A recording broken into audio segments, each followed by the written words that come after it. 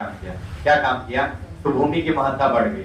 ऋग वैदिक काल में जहाँ गाय की प्रधानता थी और गाय के लिए युद्ध होता था, जिसका हम लोग गविष्टि कहते थे, लेकिन उत्तर वैदिक काल में लोहे की खोज ने भूमि के स्वरूप को बदल दिया और लोग भूमि के लिए लड़ाई करने लगे। आज भी भूमि के लिए मार होता है, गोली चलता है, बंदूक चलता है कि नहीं? तो ध्यान रखिएगा। तो लोहे की खोज ने क्या किया, अब पूरे भारत का जो जितना भी क्षेत्र है वो 16 महाजनपद में बदल जाएगा। जन मतलब जनता, पद मतलब शासन। ये जो जनता का जो शासन है ये टोटल पूरे भारत को 16 महाजनपद में बांट देगा। ये जो 16 महाजनपद है इसकी जो जानकारी है वो जैन धर्म के भगवती सूत्र, कौन पुस्तक? जैन धर्म के भगवती सूत्र और बौद्ध धर्म के अंगुतर निकाय, बौद्ध धर्म के कैसे ये पुस्तक की जानकारी मिलती है। तो पूछेगा परीक्षा में कि बताइए 16 महाजनपद की जानकारी किस पुस्तक से मिलती है? तो ध्यान रखिए इनमें से एक से अधिक आंसर होगा, क्योंकि वो भगवती सूत्र भी दे देगा और अंगुतर निकाय भी दे देगा। तो इस ऐसे प्रश्न का आंसर एक से अधिक होता है, तो थोड़ा ध्यान रखिएगा। तो जैन धर्म के कौन सूत्र? भगवती सूत्र। और बौद्ध धर्म के अंगुतर निकाय से कितना महाजनपद? 16 महाजनपद। पूछेगा कितना महाजनपद था? तो ध्यान रखिएगा 16 महाजनपद था। तो पूछेगा ये 16 महाजनपद में बिहार में कितने महाजनपद थे? बिहार में 3 महाजनपद थे। कितने बच्चों? 3। तो ध्यान रखिएगा बिहार में 3 महाजनपद थे। तीनों महाजनपद का मैं नाम लिखता हूँ और उसकी राजधानी याद रखिएगा। पहला वज्जी, पहला कौन सा है? वज्जी। वज्जी की राजधानी वैशाली। वज्जी की राजधानी वैशाली। दुनिया का पहला लोकतंत्र वज्जी में है, वैशाली में है। दुनिया का, हाँ वही लिच्छवी वैशाली, वज्जी को ही लिच्छवी कहते हैं। दूसरा है मगध। कौन है? मगध। मगध की राजधानी राजगिरी। कहाँ है? सबसे मजबूत जो जनपद था वो मगध था। कौन था? तो पूछेगा 16 महाजनपद में सबसे मजबूत जनपद कौन था? मगध। क्योंकि यहाँ पर एक वीर पुत्र हुए, चंद्रगुप्त मौर्य है, अशोक है, बिंबिसार है। तीसरा जो महाजनपद है उसके नाम है अंग। क्या नाम है? और अंग की राजधानी कहाँ है? चंपा। कहाँ है? तो ध्यान रखिए बिहार में 3 महाजनपद थे। कितने? 3। आइए अब ये 16 महाजनपद की हम पढ़ते हैं। गांधार की राजधानी कहाँ है? तक्षशिला। कहाँ है? दुनिया का पहला यूनिवर्सिटी यही है, लेकिन भारत का पहला यूनिवर्सिटी जो पूछेगा वो नालंदा है। कौन सा? कौन सा? और दुनिया का पहला आवासीय विश्वविद्यालय कौन सा है? वो भी नालंदा है, आवासीय। लेकिन अगर पूछे पूरे दुनिया में पहला यूनिवर्सिटी कौन है? तक्षशिला। कौन सा है? तक्षशिला कहाँ है? पाकिस्तान में। कहाँ है? तो थोड़ा ध्यान रखिएगा, ये बात पूछेगा। सुनिए, मत्स्य की राजधानी कहाँ है? विराटनगर। मत्स्य कहाँ है? देखिए मत्स्य मतलब मछली। मछली कौन खाता है? विराट। कौन खाता है?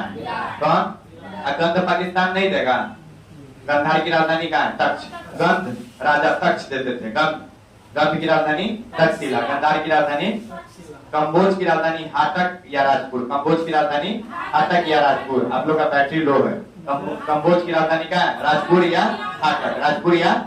राजपुर या अवंती की राजधानी कहाँ है? उज्जैन। कहाँ है? सुरसेन, मथुरा। सुरसेन। मगध की राजधानी गिरिब्रज या राजगिरी। गिरिब्रज या अंग की राजधानी कहाँ थी? और ये दोनों कहाँ था? बिहार में। कहाँ था? कहाँ रहा था? तो 16 महाजनपद की जानकारी किन पुस्तक से? जैन धर्म के भगवती सूत्र, जैन धर्म के, बौद्ध धर्म के अंगुतर निकाय, बौद्ध धर्म के। गांधार की राजधानी कहाँ है? तक्षशिला। कहाँ? मत्स्य की राजधानी विराटनगर। मत्स्य की राजधानी, कंबोज की राजधानी राजपुर। कहाँ? अवंती की राजधानी उज्जैन। अवंती की राजधानी सुरसेन, मथुरा। सुरसेन, मगध गिरिब्रज। मगध अंग चंपा। अंग वज्जी वैशाली। वज्जी। बिहार में कितने महाजनपद थे? 3। कौन? वज्जी, वैशाली, मगध, राजगिरी और अंग चंपा। सबसे मजबूत कौन था? मगध। कौन? पहला दुनिया का लोकतंत्र कहाँ था? वज्जी वैशाली। वज्जी। आइए वज्जी की राजधानी कहाँ है? वैशाली। मल कुशीनारा। मुसीनारा याद रखिए। मल कुशीनारा याद रखिएगा।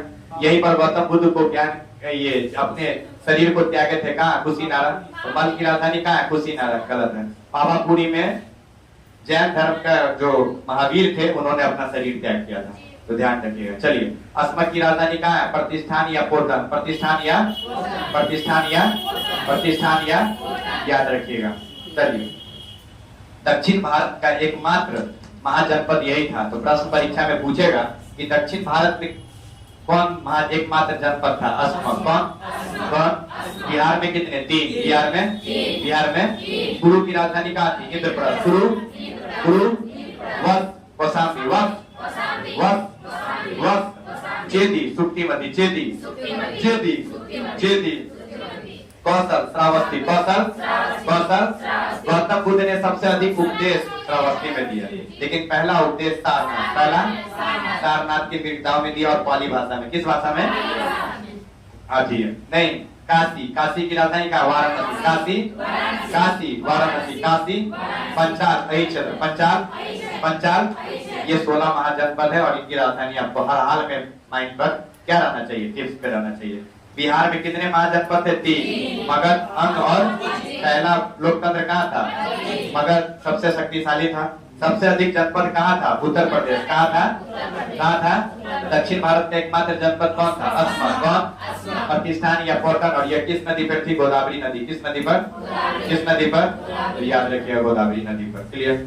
इस तरह से आपका जो ये 16 महाजनपद है इसको आप याद कर लीजिएगा, है ना। तो ये इस तरह से आपका पहले जैन धर्म आया। तो कभी कभी प्रश्न पूछता है कौन धर्म पहले आया? जैन धर्म। कौन धर्म? जैन धर्म के बाद महावीर के बाद ही गौतम बुद्ध का धरती पर आगमन हुआ। तो ध्यान रखिए, पहले जैन धर्म और बौद्ध धर्म। जैन धर्म में टोटल 24 तीर्थंकर हुए। कितने तीर्थंकर? ये बात ध्यान रखेंगे, टोटल 24 तीर्थंकर हुए और 24वें और अंतिम तीर्थंकर जो थे वो महावीर थे। कौन थे? तो कई बार प्रश्न क्या पूछा जाता है कि बताइए जैन धर्म के वास्तविक संस्थापक कौन थे? तो महावीर थे। कौन थे? कौन? लेकिन जैन धर्म के सीधा संस्थापक पूछेगा तो ऋषभदेव। कौन? कौन? तो देख लीजिएगा प्रश्न क्या पूछ रहा है। अगर वास्तविक संस्थापक पूछेगा तो कौन हो जाएगा? महावीर। क्योंकि जैन धर्म अपने प्रकाष्ठा पे महावीर के समय में ही पहुंचा, किसी अन्य के समय में नहीं। पार्श्वनाथ के समय भी अच्छा गया, ऋषभदेव के समय भी, लेकिन महावीर के समय में जितना जैन धर्म का विकास हुआ और जैन धर्म अपने प्रकाष्ठा पे पहुंच पाया, किसी अन्य तीर्थंकर के समय में नहीं हो पाया। तो ध्यान रखिएगा। अब ये जो पहले तीर्थंकर थे उनका नाम क्या था? ऋषभदेव। क्या नाम था? तो कई बार पूछेगा जैन धर्म के संस्थापक कौन थे? ऋषभदेव। कौन थे? और ये थे सांड। कौन थे? सांड को ही ऋषभ कहा जाता है, तो पूछेगा ऋषभदेव कैसे थे? सांड। दूसरा है देखिए अजीत। अजीत, हमारे क्लास में एक अजीत था, वो हाथी की तरफ फैला था मुंह का, बुझे कि नहीं, हाथी था वो। तो ध्यान रखिएगा, अजीत कैसा मोटा लड़का है? मोटा लड़का। कैसा? हाथी है। ध्यान रखिए, अजीत आज से याद रखिएगा हाथी है। तो उसका सिंह क्या है? गज। मतलब चिन्ह क्या है? गज है। ठीक। आइए संभव। संभव तभी होगा जब आप घोड़ा पे बैठे होंगे। जब आप घोड़ा पे बैठे होंगे तो जल्दी पहुंच जाइए कि हाथी पे जल्दी पहुंचिएगा? घोड़ा पे। तो ध्यान रखिएगा, संभव कब है? जब आप घोड़ा पे बैठे हुए। क्लियर? एक अभिनंदन था भारतीय पायलट जो पाकिस्तान में चला गया था, याद आया? फिर भारतीय सेना और भारत के दबाव के कारण पाकिस्तान को अभिनंदन को वापस करना पड़ गया 24 घंटे के अंदर पर पाकिस्तान को। तो ये देखिए बंदर था तब ना इंडिया से कहाँ चला गया? पुष्पा। तो अभिनंदन जब भी आए तो क्या हुआ? वो बंदर से इंडिया से कहीं से चला गया? एक्चुअली गया नहीं था, मिग जो है 21 क्रैश कर गया था, इसलिए वो गिर गया। लेकिन आपको ध्यान रखना है कि अभिनंदन कैसा था? वो बंदर। अभी आइए सुमति। ये जो सुमति नाथ जो लड़का था ये क्रौंच था, ये हमेशा कहीं बैठता था, खोजता था। तो पहले हम 5 को याद करते हैं। ऋषभदेव सांड, ऋषभदेव ऋषभदेव ऋषभदेव, अजीत हाथी, बढ़ा दी, अजीत अजीत अजीत, संभव संभव संभव संभव। उसके बाद आया अभिनंदन। कौन? कौन? अभिनंदन। कैसा? बंदर। अभिनंदन। अब 5वां सुमतिनाथ। कौन? बोले जहां था वो क्रॉस कर रहा था, सुमतिनाथ क्रॉस। तो याद रखिएगा, पूछ देगा, कुछ भी पूछ देता है इसमें, तो थोड़ा ध्यान रखिएगा, पढ़ लीजिएगा तो अच्छा रहेगा। छठा पदम प्रभु। क्या नाम है? ये पदम ही है इनका। पदम शायद का पद में है। पदम मतलब समझ रहे हैं ना? पादासन, पाद वाला का पादे है, बात बुझेगी नहीं तो पदम का पाद रहेगा, जिसमें कोई लफड़ा नहीं है, पादा वाला पाद करेगा ही। तो पदम का पाद, पदम का पाद। यार क्या बिना बहुत तो मतलब देखो चला बैटरी चार्ज करके रखो चला। तो यहाँ तक हो गया, इसमें कोई दिक्कत है? इस तरह आपको याद रखना है। क्लियर? ऋषभदेव का क्या था? सा। ऋषभदेव अजीत अजीत और संभव संभव, अभिनंदन। देखिए ना, अभिनंदन अभिनंदन, बंदर अभिनंदन, सुमतिनाथ कौन? सुमतिनाथ। और छठा में पदम। कौन? कौन? पदम प्रभु। कैसा? अब आइए, 2 महिला, एक महिला शांतिनाथ है 16वां, और 16वां शांतिनाथ का मृग हिरण है। क्या है? क्या है? जो शांति होगा, शांति का प्रतीक क्या? हिरण है कि नहीं? तो याद रखिएगा 16 में है शांति। देखिए 16 में शांति, 16 में और हमको कुछ नहीं आती, देखो फिल्म है क्रांतिवीर, नहीं देखे होंगे, नहीं, नाना पाटेकर की मूवी है, बड़ी अच्छी है, नहीं, और उसमें नाना पाटेकर को एक पत्रकार से लड़की रहती है, उसका नाम भी रहता है शांति, और वो नाना पाटेकर डायलॉग बोलता है, शांति तुमको कुछ नहीं आती, आप बुझा कि नहीं, कुछ इसी तरह का डायलॉग है, बड़ा फेमस डायलॉग। और वो जो नाना पाटेकर था वो शांति के पीछे पड़ा रहा था, आप समझे, उसको कुछ बड़ा अच्छा होगा, शांति तुमको कुछ नहीं आती, क्या पता कुछ बोलता था, बोला देख लीजिएगा फिल्म जाके, 25 के बाद फिल्म देखिएगा। शांति ना का क्या था, 16 में शांति, 16 में, और शांति का प्रतीक क्या है, हिरण, क्या है, 19 में मल्लिना थी, कौन थी, और इनके बारे में कहा जाता है ये महिला थी, स्पष्ट नहीं है लेकिन याद रखिएगा, ये कई सारे इतिहासकारों ने लिखा है कि जो जैन धर्म में जितने भी तीर्थंकर हुए उसमें एक महिला थी और उनका क्या नाम था, मल्लिना, क्या नाम था, क्या नाम है, महिला माथा पर कलश उठाती है कि नहीं दुर्गा पूजा में, तो ध्यान रखिएगा जो 19वां था उसका नाम था मल्लिना, क्या नाम था, और उसका प्रतीक क्या था, कलश, क्या नाम था, क्या नाम था, याद रखिएगा। अब ये जो 22 और 23 है ये आपके इम्पोर्टेंट है, 21 का नेमिनाथ है और उसका नीलोपतल है, क्या नाम है, कि नहीं भी याद करते तो आपका चलेगा, लेकिन 22 और 23 इंपॉर्टेंट है। अरिष्ट नेमी, क्या नाम है, क्या नाम है, और अरिष्ट नेमी का सन क्या है, क्या है, देखिए 23 है पार्श्वनाथ, कौन है, आपको नहीं लग रहा है ये ऐसे है, तो सर्प क्या है, देखिए सर्प के ऊपर भी रेप होता है, पार्श्व, तो क्या है सर्प, पार्श्व, सर्प, पार्श्व, पार्श्व, पार्श्व, अरिष्ट नेमी सन, अरिष्ट नेमी, अरिष्ट नेमी, और महावीर सिंह थे, महावीर, महावीर का प्रतीक क्या है, सिंह, महावीर, वैसे भी सिंह है ना, अंतिम तीर्थंकर और वास्तविक तीर्थंकर कौन होते हैं, सिंह को ही क्या कहा जाता है, जंगल का राजा कहा जाता है कि नहीं, तो वास्तविक संस्थापक कौन थे, महावीर, जिनका सिंबल क्या था, सिंह, क्या, क्या, 15 मिनट देगा सर, एक्स्ट्रा देना चाहिए 15 मिनट। तीर्थंकर का अर्थ होता है पार प्रदर्शक या पथ प्रदर्शक, जो हमको उस पार ले जा सके, उसे ही हम बोलते हैं तीर्थंकर, बात समझ में, तो ये तीर्थंकर का अर्थ होता है पार प्रदर्शक, मतलब जीवन और मरण ये जो चक्र से मुक्ति जो दिला दे उसे ही हम बोलते हैं तीर्थंकर, इसलिए इसका शाब्दिक अर्थ होता है पथ प्रदर्शक या पार प्रदर्शक। तो पूछ दे नहीं परीक्षा में कि तीर्थंकर का अर्थ क्या होता है, तो उसका क्या अर्थ होता है, पार प्रदर्शक या तीर्थंकर। अब हम 23वां तीर्थंकर पढ़ा रहे हैं, इससे पहले हम आपको एक चीज बताया है, इसको थोड़ा पढ़ लीजिएगा। जो जैन धर्म के संस्थापक थे ऋषभ देव, इनका जन्म अयोध्या में हुआ था, कहाँ हुआ था, कहाँ हुआ था, अयोध्या किस नदी पर है, सरयू नदी पर, किस नदी पर, याद रखिएगा, क्लियर। अब इसका नाम पहले फैजाबाद था, याद है ना, छुड़ियों के लिए।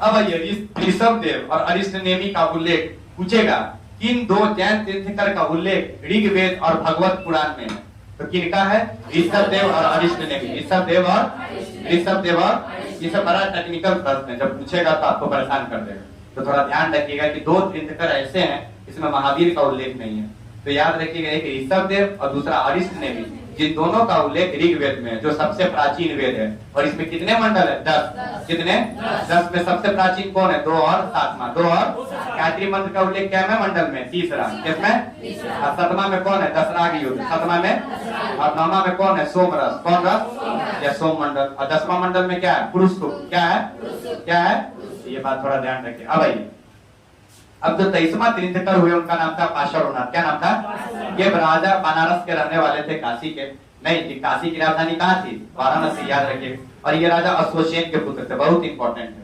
तो ये जो पार्श्वनाथ थे ये साधारण व्यक्ति नहीं थे, और राजा अश्वसेन के पुत्र थे जो इक्ष्वाकु वंश का था, कौन वंश का, कौन वंश का, पार्श्वनाथ इसलिए इंपॉर्टेंट है कि जब महावीर आएंगे इसके अंतिम तीर्थंकर, तो उन्होंने ये जो 4 सिद्धांत दिए थे पार्श्वनाथ, उसी को वो कंटिन्यू कर देंगे, और उसमें वो 5वां सिद्धांत ब्रह्मचर्य को जोड़ेंगे, इसलिए पार्श्वनाथ आपके लिए थोड़ा इंपॉर्टेंट हो जाता है, समझ में आया कि नहीं, तो आप ध्यान रखिएगा।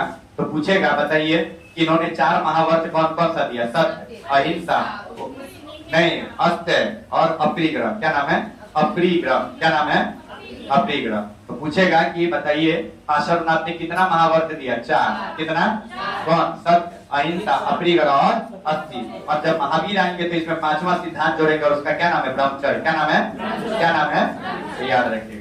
83 दिन ये समेत पर्वत पर तपस्या की, और समेत पर्वत पर तपस्या करने के बाद इन्होंने 4 सिद्धांत दिया। तो पूछेगा कि बताइए 4 महाव्रत का सिद्धांत किसने दिया, पार्श्वनाथ, और 5वां कौन जोड़ा, महावीर, कौन, और महावीर ने क्या जोड़ा मैडम, कौन, याद रखिएगा, ब्रह्मचर्य। ये बात थोड़ा आप ध्यान रखिएगा।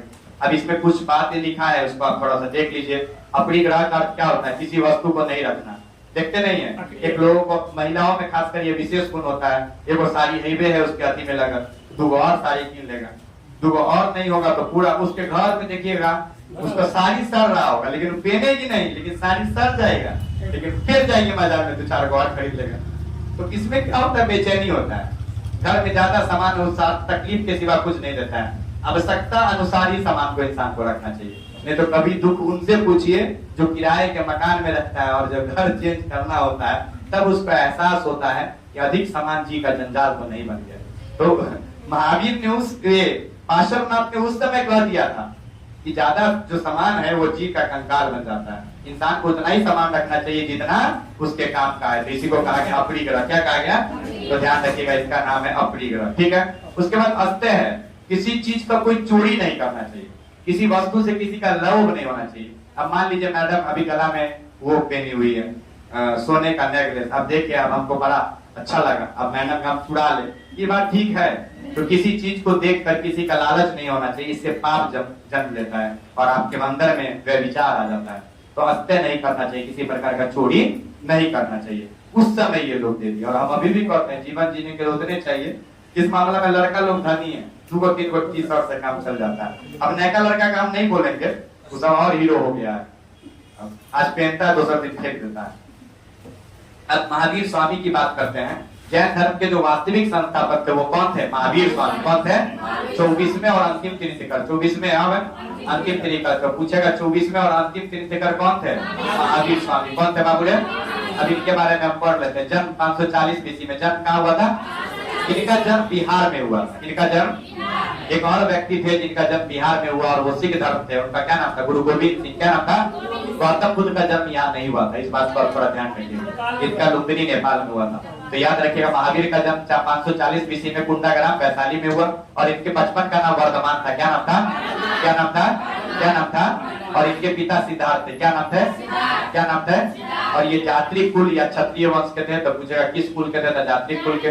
और कौन किस वंश के? क्षत्रिय वंश। गौतम बुद्ध और ये दोनों क्षत्रिय वंश के ही थे। तो पूछ देगा कि किस वंश के थे? क्षत्रिय। किस कुल से थे? तो जात्री कुल के थे। इनकी माता का नाम त्रिफला था। क्या नाम था? तो देखिए, बचपन का नाम वर्धमान, पिता का नाम सिद्धार्थ और माता का नाम त्रिफला था। इनकी एक पुत्री थी जिसका नाम प्रियदर्शना था। कौन था? और इनका विवाह जामिल से हो गया। क्या नाम था? कहा जाता है महावीर का जो पहला शिष्य इनके दामाद ही जामिल बन गए। तो याद रखिएगा, हालांकि बाद में पहला विद्रोह करने वाला भी यही व्यक्ति रहता है। तो ध्यान रखिएगा। तो पूछेगा इनका पहला शिष्य कौन बन गया? देखिए, महावीर स्वामी का पहला शिष्य इनका दामाद ही बन गया और प्रियदर्शना से जिसका विवाह होता है उसका क्या नाम था? जामिल। क्या नाम था? अब महावीर स्वामी की पत्नी का नाम यशोदा था। क्या नाम था? तो यशोमती मैया से बोले नंदलाला। यशोमती मैया से बोले नंदलाला, नहीं बोले महावीर। तो थोड़ा ध्यान रखिएगा, यशोमती मैया से बोले महावीर। कौन बोले? और यशोधरा जिनकी पत्नी का नाम था उनका गौतम बुद्ध नाम था। क्या नाम था? तो जब भी आए यशोमती मैया से, आप बोलिएगा बोले नंदलाला, नहीं बोले महावीर लाला। कौन बोले? तो यशोमती मैया से बोले महावीर लाला। कौन बोले? अब हाँ, ध्यान रखिएगा। तो यशो मतलब यशोदा, यशो मतलब कौन थे? महावीर। क्लियर? अब ध्यान रखिए, इनकी जो प्रथम महिला शिष्य बनी उसका नाम था चंदा। क्या नाम था? चंदा। आ गई चंदा, फिर से आ गई तू। चंदा वाला। क्या नाम था? चंदा वाला। क्या नाम था? तो महावीर की पहली शिष्य का नाम चंदा वाला और इनका पहला शिष्य इनका दामाद कौन था? जामिल। कौन था? अभी देखिए, पर ये एक अच्छा चीज हुआ कि अंतिम समय में आपका सबसे इम्पोर्टेंट पार्ट चल रहा है आपका, ये आपके बड़ी काम आएगा परीक्षा में, हूबहू आएगा। जैसे ये कैसे गई कल हो गया है, बुद्ध की थे ना। तो अभी देखो हम कैसे फंसा दिए। यशोमती मैया से बोले नंदलाला। नंदलाला नहीं, कौन लाला? महावीर लाला। कौन लाला? यशोधरा जिनकी पत्नी थी उनका नाम था गौतम बुद्ध। क्या नाम था? तो फंसना नहीं। 30 वर्ष की अवस्था में इन्होंने गिरि त्याग कर दी। कितना वर्ष की अवस्था में? याद रखिए, 29 वर्ष की अवस्था में बुद्ध गिरि त्याग करते हैं, दोनों में अंतर था। 29 वर्ष की अवस्था में कौन त्याग करते हैं? महावीर। कौन? कौन? तो 30 वर्ष की अवस्था में ये अपने बड़े भाई नंदीवर्धन से आज्ञा लेते हैं। नंदीवर्धन। क्या नाम था? क्या नाम था? नंदीवर्धन से आज्ञा लेकर घर को त्याग कर देते हैं और 12 वर्ष तक कठिन तपस्या करते हैं। कहाँ? जिम्बिक ग्राम। कहाँ? कहाँ? जिम्बिक ग्राम। कौन? कहाँ? जिम्बिक ग्राम। जिम्बिक ग्राम वैशाली। जिम्बिक ग्राम अपने घर से कुछ दूरी पर है इनका जगह। जन्म भी वैशाली के कुंडाग्राम में और ज्ञान की भी प्राप्ति इनको वैशाली में ही होता है। इस बात को थोड़ा ध्यान रखिएगा, लेकिन ये घर से थोड़ा दूर रहता है। और उस जगह का नाम कौन है? जिब्बीग्राम। क्या नाम है? किस नदी के किनारे? तो रिजुपालिका नदी। किस नदी? किस नदी? रिजुपालिका नदी के किनारे साल वृक्ष के नीचे। किस वृक्ष के नीचे? किस वृक्ष के नीचे ज्ञान की प्राप्ति हुई? तो पूछेगा साल, याद रखिए ठीक कर। उनको बुद्ध को पीपल के वृक्ष के नीचे, फल्गु नदी, इनको रिजुपालिका नदी के किनारे।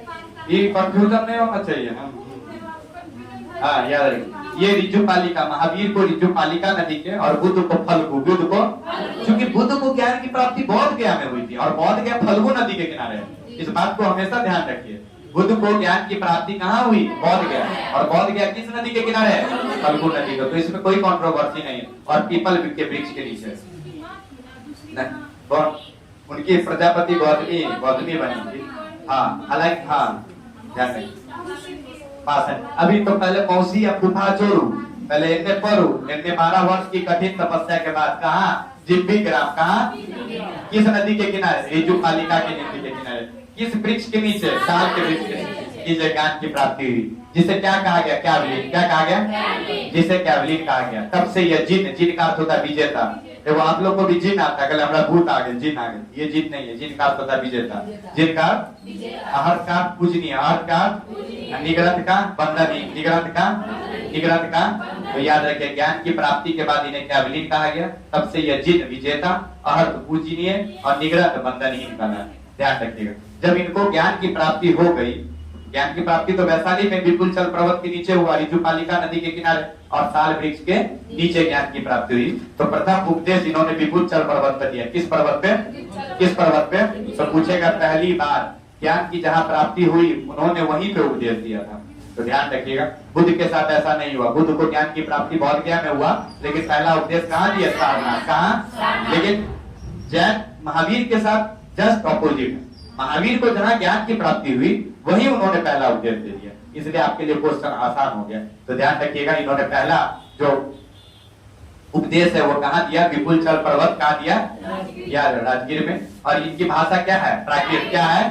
कहाँ है? प्राकृत। 72 वर्ष की अवस्था में 468 बीसी में, डेट याद रखिएगा, पावापुरी में राजा सृष्टिपाल के महल में इनकी मृत्यु हो जाती है। तो पूछेगा किसके महल में? राजा सृष्टिपाल के महल में। कहाँ? पावापुरी में। कहाँ? और पावापुरी में ही जल मंदिर है। कौन मंदिर? तो पूछेगा जल मंदिर कहाँ है? पावापुरी। ध्यान रखिएगा। कितने वर्ष की अवस्था में? 72 वर्ष। कितने? क्या हुआ मैडम? किनको? बाप रे, इससे आपको इनकी भाषा कहाँ थी? प्राकृत। कहाँ? 72 वर्ष की अवस्था में 468 बीसी में पावापुरी में ज्ञान की प्राप्ति मतलब मृत्यु हो गई। कहाँ? क्या हो गई? मृत्यु हो गया। तो पूछेगा किसके महल में? राजा से। अब इनके मरने के बाद जैन धर्म के अध्यक्ष सुधर्मन बने। कौन बने? कौन? महावीर। मतलब जैन धर्म को सुधार दिया। तो ध्यान रखिएगा, इनके मरने के बाद इसके अध्यक्ष कौन बने? सुधर्मन। कौन? सुधर्मन। तो थोड़ा ध्यान रखिएगा ये बात वही है, दोबारा आ गया ये पेज। अब आइए, एक्चुअली कई सारे किताबों में जब आप देखेंगे तो जैन धर्म का मुख्य तो 2 ही सम्मेलन, हालांकि हुआ था 3, तो अभी 2 पढ़ लीजिए। पहला इनका जो सम्मेलन हुआ था उसका नाम है पाटलिपुत्र में 300 बीसी में। ये ईसा पूर्व में हुआ था। कब हुआ था? ईसा पूर्व में। क्लियर? कहाँ हुआ था? पाटलिपुत्र में। कहाँ हुआ था? याद रखिएगा। क्लियर? और उस समय कौन था? चंद्रगुप्त मौर्य। कौन था? चंद्रगुप्त मौर्य। याद रखिएगा। और इसकी जो अध्यक्षता किया स्थल बाहु। कौन किया? स्थल बाहु या स्थल व्रत। स्थल बाहु या बहुत इंपॉर्टेंट है। तो पूछेगा कि जैन धर्म का पहला जो सम्मेलन है वो कहाँ हुआ? पाटलिपुत्र में। किसके समय में हुआ? चंद्रगुप्त मौर्य के समय में। और यहाँ पर जैन धर्म कितने भागों में बट गया? 2 भागों में। कौन भागों में? 2 भागों में। एक श्वेतांबर और दूसरा दिगंबर। श्वेतांबर दूसरा श्वेत मतलब सफेद, जो सफेद कपड़ा पहनता है उसको श्वेतांबर, और जो पीला वस्त्र पहनता है उसको दिगंबर। क्लियर? श्वेतांबर के 2 अध्यक्ष बने, उसका नाम था स्थल बाहु। कौन नाम? कौन? देखिए 100 है ना, तो श्वेत 100 वाला है। देखिए श्वेत स्थल है ना, श्वेतांबर स्थल बाहु है ना। तो ध्यान रखिएगा परीक्षा में। क्लियर? इसको जरूरी नहीं आपको पढ़ना। दिगंबर जो पीला वस्त्र धारण करता था और इनके थे भद्रबाहु। कौन थे? कौन? बस इसको छोड़ दीजिए। क्लियर? दूसरा जो हुआ सम्मेलन 512 एडी में हुआ और गुजरात में हुआ। कहाँ हुआ? गुजरात में। कहाँ? वल्लभी में। और इसके जो अध्यक्षता की वो देवाद्री क्षमा श्रवण। तो ध्यान रखिएगा, देवाद्री क्षमा श्रवण। और यहीं पर विशेषता क्या था, जैन साहित्य आगम का बृहद रूप से या अंतिम रूप से संकलन किया गया। तो पूछेगा आगम क्या है, तो जैन साहित्य। आगम क्या है, आगम क्या है, और कौन बौद्ध सम्मेलन में हुआ, द्वितीय बौद्ध सम्मेलन में। कौन सम्मेलन में, द्वितीय बौद्ध सम्मेलन हुआ है। थोड़ा कहा हुआ पल्लवी में, और कौन था, देवाद्री क्षमाश्रव। और जैन साहित्य आगम का यहीं पर क्या किया गया, संकलन किया गया। तो ये पूछेगा आपसे भूगोल। अब आइए देखिए कौन बनेगा करोड़पति, पर देखते होंगे। और ये जैन धर्म का केबीसी अभी आ रहा है, दिल्ली शुरू हुआ है शायद 15 अगस्त से। कौन बनेगा करोड़पति पर फिर अमिताभ बच्चन के द्वारा लाया गया है। और जब भी अमिताभ बच्चन केबीसी देखिएगा तो सर जी पढ़ाए थे जैन धर्म वाला बात है। क्या वाला, क्या वाला, देखिए के मतलब नॉलेज, नॉलेज का ना टेस्ट होता है वहाँ कितना आपके पास है। तो सम्यक ज्ञान, क्या नाम है, नॉलेज। बी मतलब बिहेवियर, बी मतलब बिहेवियर मतलब होता है आपका विचार या आचरण, विचार या विचार या विचार या। अब तीसरा है विचार, सुनिए। बी मतलब विचार, बी मतलब गलत लिख दिया थोड़ा, विचार क्या नाम है, विचार। बी मतलब विचार, बी मतलब, सी मतलब कैरेक्टर, सी मतलब कैरेक्टर मतलब आचरण। देखिए है ना। अब कौन बनेगा करोड़पति नहीं है यहाँ पे। के मतलब नॉलेज, के मतलब नॉलेज मतलब क्या, ज्ञान। नॉलेज मतलब, बी मतलब विचार, बी मतलब, सी मतलब कैरेक्टर, सी मतलब। तो पूछेगा जैन धर्म के कितने रत्न हैं, कौन कौन, सम्यक ज्ञान, सम्यक विचार और सम्यक आचरण। क्लियर बात, याद रखिएगा। अब आइए जैन साहित्य को क्या कहते हैं, आगम। अभी ये पढ़े आप। जैन धर्म का प्रारंभिक जानकारी कल्प सूत्र, क्या नाम है, कल्प सूत्र, क्या नाम है, कल्प सूत्र से ज्ञात होता है। किस सूत्र से, याद रखिए। जैन धर्म को अपने आध्यात्मिक विचारों का संकलन सांख्य दर्शन से किया। किस दर्शन से, सांख्य दर्शन देने वाले कौन व्यक्ति थे, कपिल। कौन थे, कौन, न्याय, गौतम, न्याय, न्याय, न्याय। अब याद है सातशीर पर्व और पर्युषण पर्व का संबंध किस धर्म से है, तो ध्यान रखिएगा जैन धर्म से। किस धर्म से, जैन साहित्य अर्धमागधी भाषा में लिखा गया। किस भाषा में, किस भाषा में। और बताइए कि महावीर ने अपना उपदेश किस भाषा में दिया, महावीर ने अपना उपदेश प्राकृत भाषा में। किस भाषा में, किस भाषा में। दक्षिण भारत में वैष्णव उपासक को अलवार कहते हैं। पूछेगा अलवार, देखिए वो मतलब वैष्णव, वो मतलब नहीं लग रहा है आपको। तो पूछेगा दक्षिण भारत में वैष्णव उपासक को क्या कहा जाता है, क्या, और शैव उपासक को काहे नयन कहता होगा। भगवान को भी तो नयन है ना, सिर्फ भगवान को कितना नयन, 3, इसलिए नयनार, नयनार, नयनार, नयनार, नयनार होगा, गलती नयनार। तो देखिए नयन है ना, महावीर को ही तो, सॉरी भगवान शिव को ही तो नयन है। तो याद रखिएगा नयनार जब भी पूछे तो शैव। नयन, नयन किसको है, शैव। अलवार किस संप्रदाय की, संप्रदाय की। नियतिवाद का सिद्धांत है, मतलब संसार के प्रत्येक वस्तु देखिए अपने भाग्य द्वारा पूर्व नियंत्रित और संचालित होता है। जो भाग्य द्वारा है वही आपके, ठीक है, आपको पता नहीं कि आपकी किस्मत में क्या लिखा है, तो इसके लिए आपको क्या करना होगा, मेहनत। अगर आपको पहले ही पता जाए कि आप फेल हो जाइएगा, आप मेहनत करेंगे, तो ये बात है। मछली गौसाल ने यही बात बताई कि संसार में नियतिवाद का सिद्धांत जो है वो होना है, वो होगा। लेकिन कुछ काम ऐसा है जिसको आप अपने कर्म से बदल सकते हैं, याद रखिएगा। जैन धर्म में 5 महावर थे, कितने, और 5वां कौन जोड़ा, महावीर। कौन, ब्रह्मचर्य। लेकिन 5 में सबसे इंपॉर्टेंट कौन था, अहिंसा। कौन, कौन, जैन मौर्य वंश के संस्थापक चंद्रगुप्त मौर्य ने जीवन के अंतिम समय में श्रावण बेल बोला। कौन, श्रावण बेल बोला। कौन बोला, श्रावण बेल बोला। कौन, श्रावण बेल बोला। कर्नाटक में चले गए और भद्रबाहु, याद है भद्रबाहु, दिगंबर के नेता कौन थे, भद्रबाहु। और भद्रबाहु से इन्होंने किसका शिक्षा लिया, जैन धर्म का। किसका, जैन धर्म का शिक्षा लिया। संलेखन विधि से अपने शरीर का त्याग कर दिया। संलेखन विधि वह विधि है जिसमें बिना अन्न और भोजन के आप अपने आप को रखते हैं। तो कितना दिन रहिएगा, 4 दिन, 5 दिन, 10 दिन, 11वां दिन आप अपने शरीर को त्याग कर दीजिए। तो संलेखन जैन धर्म में वह विधि है जिसमें शरीर का त्याग बिना अन्न और जल के किया जाता है। 10वीं शताब्दी में यहीं पर गंग वंशीय शासक राजमल चतुर्थ के मंत्री चामुंडा राय ने गोमतेश्वर मूर्ति का निर्माण किया। तो पूछेगा गोमतेश्वर मूर्ति का संबंध किस शासक से, चंद्रगुप्त मौर्य। किस सन से, चंद्रगुप्त मौर्य ने किससे शिक्षा लिया था, भद्रबाहु। किससे, और कहाँ पर उनकी मूर्ति है, श्रवण बेलगोला, कर्नाटक। श्रवण बेलगोला, याद रखिए। जैन दर्शन के अनुसार संसार का निर्माण जैव और अजैव तत्वों से होगा। जैव और क्या नाम है, इसलिए इनको एशिया का ज्योतिष पुंज कहा गया। तो पूछेगा किस पुस्तक में गौतम बुद्ध को लाइट ऑफ एशिया कहा गया। एडविन अर्नाल्ड की पुस्तक का ही नाम है क्या? Light of Asia. Light of, कई बार प्रश्न पूछा है कि एशिया का ज्योति पुंज किसे कहते हैं? गौतम बुद्ध को। किसको? किसको? तो क्यों कहते हैं? एडविन अर्नाल्ड ने ही अपनी पुस्तक लाइट ऑफ एशिया में गौतम बुद्ध के जीवन के बारे में लिखा है कि किस तरह बुद्ध ने अपने ज्ञान के द्वारा समस्त धरती के जीवों को, नहीं विशेषकर एशिया के लोगों का जीवन को चरितार्थ कर दिया, उद्धार कर दिया, जीवन के मरण के जो चक्र है उससे वो मुक्ति दिला दिए। इसलिए उनका नाम क्या पड़ गया? Light of Asia. इनका जो जन्म का प्रतीक है उसका नाम है कमल और शान। क्या नाम है? क्या नाम है? इनका जन्म 563 बीसी में लुम्बिनी, याद रखिएगा, कपिलवस्तु जिला था, कपिलवस्तु के लुम्बिनी में हुआ। और ये कहाँ है? नेपाल में। कहाँ है? तो नेपाल के कपिलवस्तु के लुम्बिनी में 563 बीसी में गौतम बुद्ध का जन्म हुआ, जबकि महावीर का जन्म 540 बीसी में कुंडाग्राम वैशाली में हुआ था। इस बात को ध्यान रखिएगा। इनके पिता सुद्धोधन थे। कौन थे? और जबकि महावीर के पिता का नाम सिद्धार्थ है। क्या नाम था? क्या नाम था? याद रखिएगा ये बात। इनकी माता का नाम महामाया था और जो कोकीय वंश की थी, कोलीय वंश, क्या नाम है? कोलीय वंश की थी, ये ध्यान है सर। कोलीय वंश की थी। किस वंश की? कोलीय वंश की थी। और इनके जन्म के 7वें दिन ही जब जन्म हुआ तो उनके 7 दिन के बाद ही कहा जाता है उनको प्रसव पीड़ा में दिक्कत आ गई। इसके कारण इनकी माता की मृत्यु हो गई और जन्म के 7वें दिन इनकी माता चल बसी। तो माँ के बाद यदि धरती पर किसी दूसरा स्थान है तो उसका नाम है मौसी, इसलिए मौ और सी नाम पड़ा। माँ के बाद जो सी है, सी मतलब देखभाल करने वाला, उसी का नाम है मौसी। और इनका जो पालन पोषण किया प्रजापति गौतमी। कौन?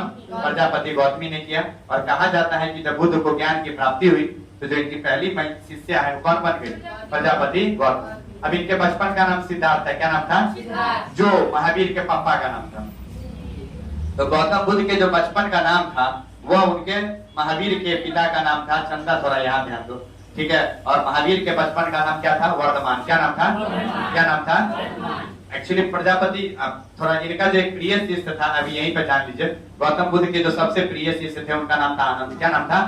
आनंद के कहने पर ही महिलाओं को पहली बार, कहा जाता है वैशाली में ही महिलाओं को पहली बार बौद्ध धर्म में अनुमति दी गई। तो कई बार प्रश्न पूछा गया है कि कहां पर गौतम बुद्ध के द्वारा महिलाओं को बौद्ध धर्म में पहली बार प्रवेश किया गया?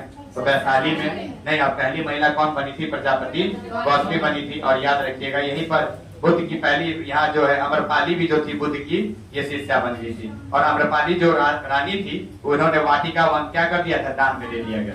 तो ध्यान रखिएगा, क्लियर? तो ये बात थोड़ा सा ध्यान रखिएगा। हालांकि रानी की हो, तो इनका एक चचेरा भाई था, उनका नाम था देवदत्त। क्या नाम था? कहा जाता है महावीर जो गौतम बुद्ध है उनका सबसे पहला विवाद देवदत्त के साथ ही होता है। और कहा जाता है पड़ोसी इतना बड़ा हित नहीं और फिर इसी बड़ा हित नहीं होता। देहात था इनका देवदत्त। और बुद्ध की जो पहली टकराहट होती है उनका चचेरा भाई इनके द्वारा देवदत्त। हालांकि ये उनके शिष्य भी रहते हैं लेकिन बाद में मतभेद हो जाता है। 16 वर्ष की आयु में यशोधरा से विवाह होता है। किससे? और हम पढ़ा है यशोधा से नंद लाला, किसका? महावीर लाला। कौन लाला? तो याद रखिए महावीर लाला। अब इनका एक पुत्र था, उनका नाम था राहुल। क्या नाम था? और महावीर की एक पुत्री थी, उसका क्या नाम था? प्रियदर्शना। क्या नाम था? और उनका दामाद जामिल था। क्या था? अब इन्होंने 4 दृश्य देखा, 4 अलग अलग दृश्य है, लेकिन हम इसको एक ही में जोड़ देते हैं। ठीक है, अलग अलग है लेकिन हम इसको एक सीक्वेंस में आपको फंसा देते हैं, याद रहेगा। देखो सन्यासी था जो बूढ़ा हो गया। सन्यासी क्या हो गया? बूढ़ा बीमार होगा कि नहीं? बीमार के बाद क्या हो गया? मर गया। तो ये चारों अलग अलग दृश्य हम इसको एक सीक्वेंस में फंसा दिए। एक सन्यासी था जो वृद्ध था, जो बीमार था, और बीमार होने के बाद क्या हो गया? तो कितने दृश्य देखे? 4। कितने? 29 वर्ष की अवस्था में इन्होंने गृह त्याग कर दिया। और महावीर ने 30 वर्ष की अवस्था में गृह त्याग किया था। कितने वर्ष में? तो गौतम बुद्ध ने और किनके अनुमति से उन्होंने गृह त्याग किया था? महावीर ने अपने बड़े भाई नंदीवर्धन, अपने बड़े भाई इन्होंने 29 वर्ष की अवस्था में गृह त्याग कर दिया गया, जिसे बौद्ध धर्म में महाविनिशीकर्मण कहा गया। क्या कहा गया? महाविनिशीकर्मण। क्या कहा गया? और जब ये घर से निकले तो ये अपने साथ वो घोड़ा लिए और उसका एक सारथी था, उसका नाम था चन्ना। घोड़ा का नाम था कंथक। क्या नाम था? कंथक। क्या नाम था? और सारथी का नाम क्या था? चन्ना। क्या नाम था? तो अपने साथ जब वो निकले तो वो अपने साथ एक घोड़ा ले लिए जिसका नाम कंथक था और एक सारथी था जिसका नाम था चन्ना। तो कितने वर्ष की अवस्था में गृह त्याग किए? 30 वर्ष। जब गृह त्याग किए तो सबसे पहले ये गया वैशाली। कहाँ गए? और वैशाली में इनके मुलाकात अलार कलाम से हुई। किससे? और यहीं पर इन्होंने सांख्य दर्शन की शिक्षा ली। किसकी? और सांख्य दर्शन के प्रतिपादक कौन है? कपिल। कौन? न्याय कौन? गौतम। न्याय?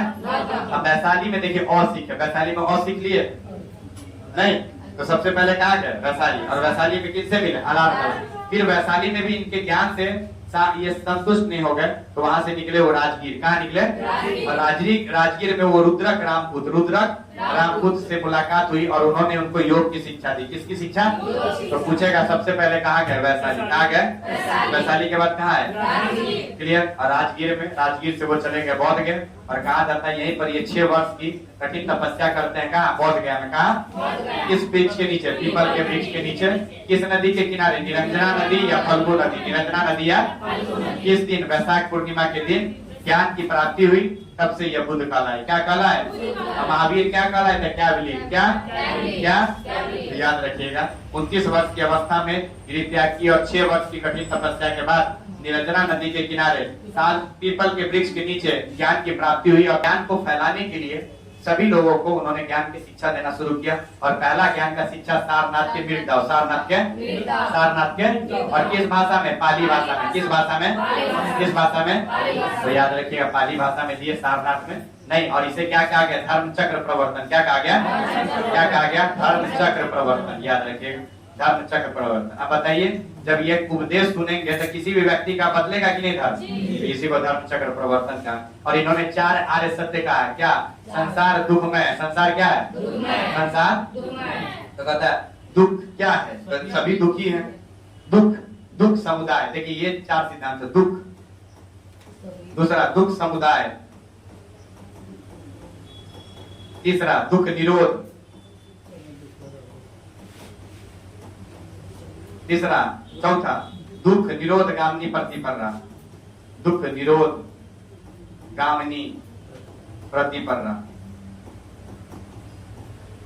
तो यही 4 बात लिखा हुआ है। देखिए दुख क्या है? तो सभी दुखी हैं। दुख का कारण क्या है? इच्छा। दुख संसार के सभी लोग दुखी हैं। आप भी दुखी है, हमारा नहीं हो बीपीएससी तक की हो। दुख का कारण क्या है? इच्छा। आप अपनी इच्छा को बनाए कि आपको नौकरी होगा तो गाड़ी खरीद लेंगे, मधुबनी में जमीन खरीद लेंगे, प्लेन भी उस पे उड़ाएंगे। तो इसका कारण क्या है? इच्छा है। नहीं। अब देखिए उससे बचने के लिए क्या उपाय है? तो दुख निरोध, मतलब कि आपने इच्छाओं पर नियंत्रण रखिए, और इस इच्छा पर जो नियंत्रण रखिए उसके लिए इन्होंने क्या बोला? दुख निरोध गामिनी। इसके लिए 8 अष्टांगिक मार्ग दिया। कितने मार्ग? 8। कितने? यदि आप 8 मार्गों को अपनाते हैं तो आपके मन में विचार नहीं आएगा, अन्य इच्छाएं नहीं जगेगी और आपके दुख का कारण नहीं बनेगा। जैसे सम्यक ज्ञान, सम्यक विचार, सम्यक व्यायाम, नहीं सम्यक आजीव, इस तरह करके 8 जो है अष्टांगिक मार्ग इनके द्वारा दिया गया, गौतम बुद्ध के द्वारा। किसके द्वारा? तो ध्यान रखिएगा। चलिए आगे चलते हैं। अब सबसे अधिक उपदेश इन्होंने कहा दिया? कौशल की राजधानी श्रावस्ती में। कौशल की राजधानी, और सबसे अधिक शिष्य यहीं से थे। सबसे अधिक शिष्य कहाँ से थे? और अंगुलीमाल डाकू भी यहीं तक का था। तो ध्यान रखिएगा, जिन्होंने बाद में यह गौतम बुद्ध से शिक्षा लेते हैं और ये वाल्मीकि बन जाते हैं, जिन्होंने किसकी रचना की? रामायण की। किसकी? अब इनकी कहानी सुनाते हैं, सुन लीजिए। अंगुलीमाल डाकू बुद्ध को जब ज्ञान की प्राप्ति हो गई तो संसार को वो चले सबको ज्ञान की बात देने, ज्ञान बताने। तो कहा जाता है जब वो निकले तो एक बहुत भयानक जंगल था। नहीं, कौशल श्रावस्ती का वो क्षेत्र था यूपी में। नहीं, जब वो निकले तो पता चला उस एरिया में एक बहुत बड़ा डाकू है जो जंगल से जो भी जाता है उसको मार देता है और उसके उंगली को काट कर अपने माला में पहन कर घूमता है। ये बात बुद्ध को भी पता था। तो बुद्ध का तो काम ही था, कोई बात नहीं, यदि हमको मार ही देगा तो कोई बात नहीं, यदि मैं उसके काम आ सकूं तो इससे बड़ा मेरा जीवन क्या हो सकता है। बुद्ध का तो यही उपदेश था पूरे संसार को। और देखे बोले कि ठीक है, यदि उनका कुछ बात होगा, यदि वो मुझे मारने से यदि वो सेटिस्फाइड होगा तो आज मेरी प्राणों की आहुति वो ले लेगा। तो गौतम बुद्ध वहां से निकलते हैं, जंगल होते हुए जाते हैं और उनकी मुलाकात अंगुलीमाल डाकू से होती है। अंगुलीमाल देखता है कि नया एक कोई क्लाइंट आ गया मेरे पास, अब उसका हम उंगली काट कर एक और नया अपना जोड़ेंगे। कहा जाता है जब इस सिद्धि में पुरस्कार की अंगुलीमाल डाकू से जब साक्षात होती है तो गौतम बुद्ध साधारण व्यक्ति नहीं, उनके मिलने से और उनके प्रकाश से ही लोग का मन और हृदय दोनों परिवर्तित हो जाता था। जब अंगुलीमाल से मुलाकात होती है तो पहले ही दृष्टि में अंगुलीमाल को समझ में आ जाता है कि यह साधारण व्यक्ति नहीं है सामने वाला। तो जब वो इनके सामने में टिक ही नहीं सकते, किनके सामने? मतलब अंगुलीमाल डाकू के सामने में साधारण व्यक्ति टिक नहीं सकता। अच्छा, पहले हमको बोल लेने दीजिए फिर आप बोलिएगा। पहले आप सुनिए। तो क्या हुआ, तो जब वो व्यक्ति आ रहे थे अंगुलीमाल ये गौतम बुद्ध उंगलीमाल डाकू अब इस तैयार में थे, इस व्यक्ति का मुझे गर्दन को धड़ से अलग करना है। वो तलवार उठाया हुआ तैयार है। उंगलीमाल डाकू बुद्ध जब सामने आते हैं तो वो तलवार कहा जाता है उनके सामने पेश कर दिया जाता है। तो गौतम बुद्ध एक बात उनको बोलते हैं, बोलते ठीक है यदि तुमको मारना है तो तुम मुझे मार सकते हो, उसके लिए कोई दिक्कत नहीं है, लेकिन मुझे अपनी एक बात कहनी है, क्या तुम वो बात सुनने को तैयार हो? बोला ठीक है, मर ही रहे हो, देखो बात सुन ही लेते हैं, तुम्हारा बात सुनने को तैयार हो जाता है। और बुद्ध ने एक बात कहा कि यह जो तुम गले में आपने जो यह उंगली का जो माला डाला है वो किस लिए डाला है? तो वो बोलते हैं मैं लोगों को यह भय दिखाना चाहता हूँ कि मैं कितना बड़ा डाकू हूँ और लोगों से मैं पैसा लेकर अपने परिवार का जीवों को उपार्जन कर रहा हूँ। ये दोनों उद्देश्य उंगलीमाल डाकू ने गौतम बुद्ध को बताया। बुद्ध ने बोला ठीक है, अच्छी बात है, तुम अपने परिवार का जीविकोपार्जन भी करते हो, लोगों को भी लूटते हो और लोगों को डराते भी हो, ये अच्छी बात है, लेकिन एक बात बताओ, ये जो तुम गलत काम कर रहे हो, लोगों को मार रहे हो और ये जो गलत काम के तो तुम भागी बन रहे हो, तो क्या यह भागी सिर्फ तुम ही हो कि और लोग भी है? तो नहीं, सब लोग हैं। जब मैं कमाता हूं, मैं किसी को लूट के ले जा रहा हूं, जब सब लोग खाते हैं तो इसका भागी सब है। तो बुद्ध ने कहा कि ठीक है, यदि सब भागी हैं, इस बात को तुम पूछ के आओ, मुझे प्रमाण दे दो, फिर तुम मेरी गला को धड़ से अलग कर देना और उंगली को काट कर अपने मला में लगा लेना, यदि तुम उस बात से संतुष्ट हो। बोला ऐसा? तो बोला हाँ ऐसा।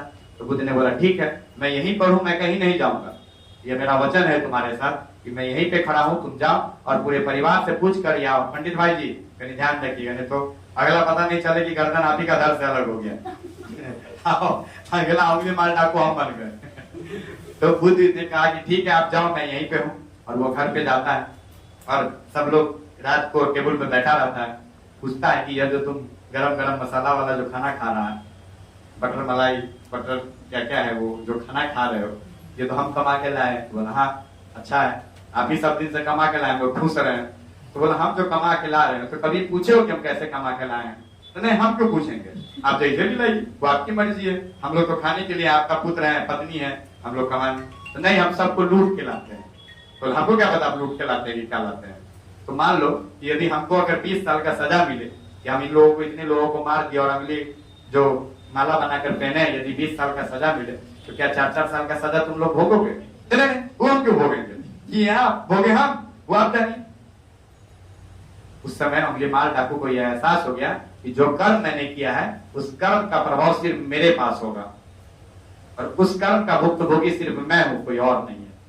वो वहीं से दौड़ता दौड़ता बुद्ध के पैर में चले जाते हैं और बुद्ध के चरण में गिर जाते हैं और बोलते हैं हे प्रभु, मुझसे बहुत बड़ी गलती हो गई, बताइए इसका उपाय क्या है? और बुद्ध वहीं पर उनको उपाय बताते हैं और जीवन को, उनका जीवन जो है टर्न अप हो जाता है।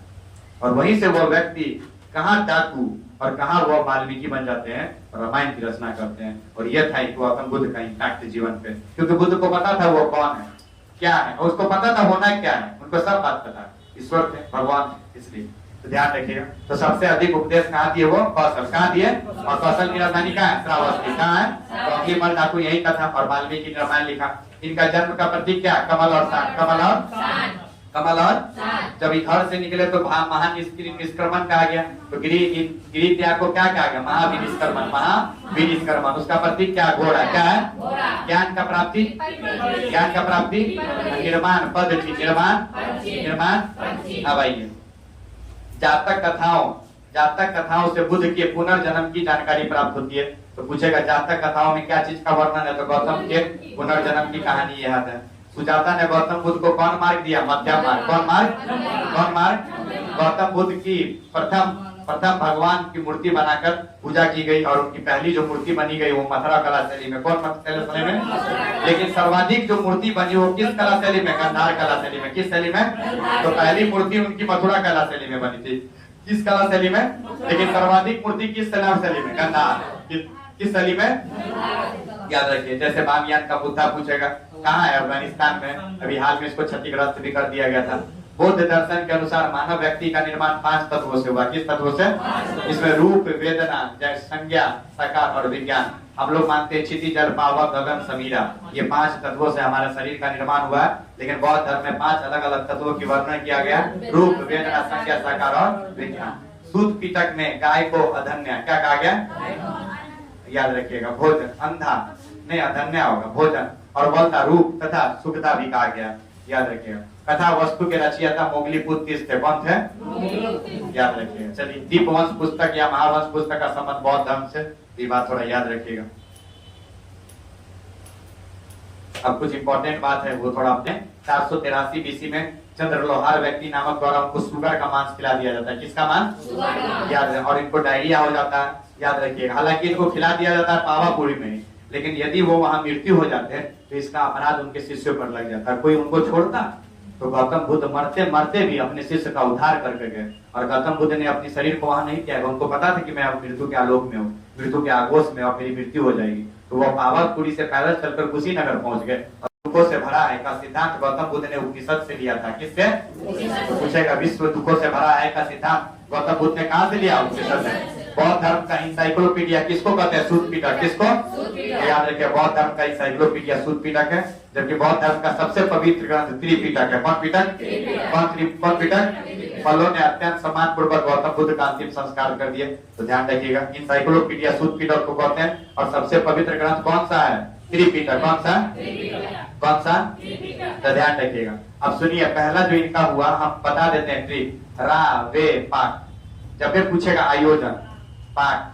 बच्चों प्रथम बौद्ध संगति कहाँ हुआ? राजगीर। रा से द्वितीय बौद्ध संगति वैशाली, द्वितीय बौद्ध संगति, तृतीय बौद्ध संगति, और चौथा कश्मीर, चौथा रा मतलब राजगीर, रा मतलब, वो मतलब, पा मतलब, का मतलब कश्मीर, का मतलब, तो आयोजन मतलब मैं रावे पाक, आयोजन मतलब रावे पाक, आयोजन। और पूछेगा शासक, अका शासक। देखिए, सुनिए, अ मतलब अजात शत्रु, अ मतलब अजात शत्रु, अ मतलब का मतलब काला अशोक, का मतलब अ मतलब अशोक, अ मतलब क मतलब कनिष्क, क मतलब यहाँ देखिए, रा मतलब राजगीर, रा मतलब राजगीर, वह मतलब वैशाली, वह मतलब अब वैशाली। पा मतलब पाटलिपुत्र, पा मतलब होने का। पूछेगा आयोजन, पहली बौद्ध संगति कहाँ हुआ? राजगीर, दूसरा वैशाली, तीसरा पाटलिपुत्र, चौथा कश्मीर। पहला में शासक कौन था? अजातशत्रु, दूसरा में काला अशोक, तीसरा में अशोक, चौथा में कनिष्क। सूतक लिखा गया था, सूत पिटक, विनय पिटक। सूत पिटक पूछेगा किस बौद्ध संगति में सूत पिटक और विनय पिटक की रचना की गई? प्रथम बौद्ध संगति में। किस बौद्ध संगति में? प्रथम बौद्ध संगति कहाँ हुआ? राजगीर का राजा कौन था? अजातशत्रु। कौन? और कौन अध्यक्ष था? महाकश्यप। कौन था? यहाँ पर दो पुस्तक लिखा, सूत पिटक, विनय पिटक। सूत मतलब देखिए सुंदर उपदेश, सु मतलब, और देखिए गौतम बुद्ध के सबसे प्रिय शिष्य थे आनंद। कौन थे? गौतम बुद्ध के आनंद के बारे में कहा जाता है, जब गौतम बुद्ध सो रहे होते हैं मतलब, तो उनका पैर दबाते रहते हैं आनंद। और उस समय गौतम बुद्ध के द्वारा आनंद को बहुत सारी कहानी कहा जाती है। उस कहानियों का संकलन आनंद के द्वारा सूत पिटक में कर दिया जाता है। इसमें कितना अच्छा, सूत मतलब सूत के, मतलब याद रखिएगा। तो सूत के उपदेश दिया, सुंदर उपदेश किसने लिखा? आनंद। अभी नय मतलब होता है नियम, नय मतलब, तो बौद्ध धर्म से संबंधित नियम विनय पिटक में, जिसको लिखने वाला उपाली था। क्या नाम था? याद रखिएगा। दूसरा उपाली पुरुष था। 383 बीसी में कहा हुआ? वैशाली का। देखिए 483 में से 100 घटाइएगा तो कितना? 300। वेरी गुड, वैशाली में। और कौन करने वाला था? काला अशोक। कौन? और यहाँ पर कौन था? महाकश्यान या सभ्यकामी, महाकश्यान या सभ्यकामी, महाकश्यान या यहाँ पर बौद्ध धर्म दो भागों में बट गया। कौन? महासांगिक और अस्तवीरवादी। महासांगिक और महासांगिक जो था वो परिवर्तनवादी था, और इसके अध्यक्षता कौन किया? महाकश्यप। कौन किया? और ये जो अस्तवीरवादी थे, अपरिवर्तनवादी थे, और ये इसके कौन थे? महाकश्यान। कौन थे? तो ध्यान रखिएगा। पूछेगा पहली बार बौद्ध का जो दो भागों में बंटवारा है वो किस बौद्ध सम्मेलन में हुआ? दूसरी। कौन? और कौन भाग में बढ़ गया? महासांगिक, अस्तवीरवादी। महासांगिक को क्या कहेंगे? परिवर्तनवादी। क्या कहेंगे? और इसके अध्यक्ष कौन थे? महाकश्यप। कौन? और अस्तवीरवादी कौन था? अपरिवर्तन, जो अपने आप के परिवर्तन। इन लोगों ने कहा देखिए परिवर्तन क्या होता है। इन लोगों ने कहा कि ज्ञान के बाद जब बुद्ध ज्ञान जब प्राप्ति हो जाए तो ज्ञान प्राप्ति के बाद क्या चाहिए? भोजन चाहिए, वस्त्र चाहिए, ज्ञान चाहिए, सब कुछ चाहिए, विवाह चाहिए। लेकिन ये लोग बोले, अपरिवर्तनवादी बोले कि नहीं, जब आपको ज्ञान की प्राप्ति होगी भोजन नहीं चाहिए, वस्त्र नहीं चाहिए, लड़की नहीं चाहिए, मतलब विवाह नहीं करना है। बात समझ रहे? तो जीवन रहेगा? नहीं रहेगा। तो इन लोगों ने कहा कि अपरिवर्तनवादी, कुछ नहीं परिवर्तन होगा। लेकिन इन लोगों ने कहा कि जब ज्ञान की प्राप्ति होगी तो सब कुछ होना चाहिए, भोजन भी होना चाहिए, नहीं कपड़ा भी होना चाहिए, वस्त्र भी होना चाहिए और महिला भी होनी चाहिए, तब ना जीवन का पीढ़ी आगे चलेगा। तो ये थे कौन? महासांघिक। कौन थे? तो ध्यान रखिएगा, दूसरा बौद्ध सम्मेलन में पहली बार परिवर्तन हुआ। तीसरा बौद्ध सम्मेलन 250 BC में कब हुआ? 250 और कहाँ हुआ? पाटलिपुत्र में। कहाँ हुआ? कहाँ हुआ? और करने वाला कौन था? अशोक। कौन था? ये इंपॉर्टेंट है। इसकी अध्यक्षता मोगलीपुत्तिस किया। मोगलीपुत्तिस इसी का नाम था उपगुप्त। क्या नाम था? क्या नाम था? यहाँ पर अभिधम पीटक। क्या नाम है? अभिधम पीटक। नया पुस्तक जुड़ा, अभिधम पीटक। कौन पीटक? अभिधम पीटक। अब बताइए, सूत पीटक और विनय पीटक की रचना किस बौद्ध संगति में हुआ था? पहली। कौन में? और इसमें अभिधम पीटक। अब यहाँ पर तीनों पुस्तकों को मिला देगा तो इसका नाम है त्रिपिटक। क्या नाम है? क्या नाम है? तो याद रखिएगा, सूत पीटक में क्या है? सुंदर उपदेश। सूत पीटक में और विनय पीटक नियम कानून किसमें है? विनय पीटक। किसमें? किसमें? और ये डाल दे अभिधम पीटक। कौन सा पीटक? इसमें भी बौद्ध धर्म से संबंधित जानकारी है। तो आप सुनिए, पूछेगा बौद्ध धर्म का इंसाइक्लोपीडिया किसे कहते हैं? सूत पीटक को। किसे? सबसे पवित्र ग्रंथ कौन है? कौन? दोनों बात पूछेगा। बौद्ध धर्म का इंसाइक्लोपीडिया सूत पीटक। कौन पीटक? और सबसे पवित्र ग्रंथ त्रिपिटक। कौन? अब देखिए, चौथी बौद्ध संगति एडी में हुआ 98 एडी में। और कहाँ हुआ? कश्मीर में। कहाँ हुआ? और करने वाले कौन थे? कनिष्क। कौन थे? और इसके अध्यक्ष था वसुमित्र। और कौन किया? अश्वघोष। कौन? याद रखिएगा, अध्यक्ष भी और उपाध्यक्ष। उपाध्यक्ष कौन था? अश्वघोष। कौन था? दोनों का नाम। यहीं पर बौद्ध धर्म 2 भागों में बट गया। तो दोनों में बटा, दूसरा में भी और चौथा में भी, लेकिन मूल रूप से बौद्ध धर्म यहीं पर बट गया। चौथा में किसमें? याद रखिएगा, 2 भाग। एक महायान, महा मतलब महान, ऊपर। तो भारत से जो भी ऊपर है, भारत से ऊपर चीन है, तिब्बत है, नेपाल है, इसमें महायान शाखा। कौन शाखा? अब भारत से जो भी नीचे है, जैसे श्रीलंका, इंडोनेशिया, भारत से नीचे नहीं है, तो यहाँ कौन शाखा? हीन आया। कौन आया? कौन आया? तो पूछेगा। अश्वघोष की कुछ पुस्तक है, याद रखिएगा। पहला है सौंदर्यानंद। ये पूछेगा, सौंदर्यानंद। ध्यान रखिएगा, सौंदर्यानंद अश्वघोष की पुस्तक है नहीं। उसके बाद एक और पुस्तक है इनकी, अश्वघोष का बुद्ध चरित्र। ये दोनों पूछेगा, बुद्ध चरित्र, सौंदर्यानंद और सारीपुत्र सरकरण। ये भी सारीपुत्र प्रकरण। ये तीनों पुस्तक है इनकी, पूछेगा अश्वघोष पुस्तक। ये तीनों पुस्तक को आप लिख लीजिए। और चौथी बौद्ध संगति हो गई, यहाँ लिखा हुआ देखिए, बुद्ध चरित्र, सौंदर्यानंद नहीं और सारीपुत्र प्रकरण। तो ये चारों बौद्ध सम्मेलन को आप याद कर लीजिएगा। नहीं, आपको याद हो जाएगा। थोड़ा इस लाइन को आप पढ़ लीजिए, थोड़ा 1 मिनट रुक जाइए, फिर लिखिएगा आप लोग। अब सुनिए, बौद्ध संघ में सम्मिलित होने का जो न्यूनतम उम्र था कितना वर्ष? 15 वर्ष। कितना वर्ष? कितना वर्ष? ये क्वेश्चन पूछेगा, मोस्ट VVI है। बुद्ध के कौन कौन समकालीन थे? याद कर लीजिएगा, बिंबिसार, प्रसन्नजित और उदायीन। बिंबिसार, प्रसन्नजित और उदायीन। बिंबिसार, प्रसन्नजित और उदायीन। तिब्बत, भूटान और पड़ोसी देश में बौद्ध धर्म का एक शाखा है, उसका नाम है बद्रियान शाखा। क्या शाखा? इसमें भूत प्रेत जादू टोना की बात की गई है। भूत प्रेत जादू टोना। तो पूछेगा, किसमें भूत प्रेत की बात की गई है? बद्रियान शाखा। किस शाखा में? अनिश्वरवाद के संबंध में। अनिश्वरवाद, सुनिए, अनिश्वरवाद के संबंध में बौद्ध लिखवा दे रहे। बौद्ध धर्म और जैन धर्म में समानता है। राजगीर 5 पहाड़ियों से गिरा। कितने पहाड़ियों से? और विश्व शांति स्तूप कहाँ है? राजगीर में। कहाँ है? कहाँ है? बुद्ध का सबसे बड़ा स्तूप है। धार्मिक जुलूस का प्रारंभ, ये बहुत इंपॉर्टेंट है, मोस्ट VVI। ये दोनों आपके लिए इंपॉर्टेंट है, ये और ये। धार्मिक जुलूस का प्रारंभ बौद्ध धर्म से शुरू होता है। किस धर्म से? अब सुनिए, प्रवज्जा क्या होता है? प्रवज्जा, इसका अर्थ होता है गृहस्थ जीवन का त्याग। गृहस्थ जीवन का, यदि बौद्ध धर्म को आप अपना लिए हैं तो गृहस्थ जीवन का क्या कर दीजिए? बोधिसत्व का क्या अर्थ होता है? ऐसा व्यक्ति जो स्वयं निर्वाण को प्राप्त हो चुका है। निर्वाण मतलब होता है कि जो जन्म और मृत्यु से छुटकारा पा लिया, उसको क्या कहते हैं? निर्वाण। वो प्राप्त कर चुका है, वो दूसरों लोगों को सहायता करेगा। जो लोग खुद को निर्वाण प्राप्त कर चुका है, जीवन चरण के मुक्ति हो गया, सास फूफा जीजा साली से मुक्ति मिल गया है, क्या करेगा? दूसरों लोगों के बीच क्या करेगा? सहायता करवाएगा। इसके जो प्रमुख थे उसको कहते हैं अवलोकितेश्वर। क्या कहते हैं? और इनका चिन्ह क्या है? पद्म चिन्ह। क्या नाम है? पद्म चिन्ह। ध्यान रखिएगा, पद्म चिन्ह।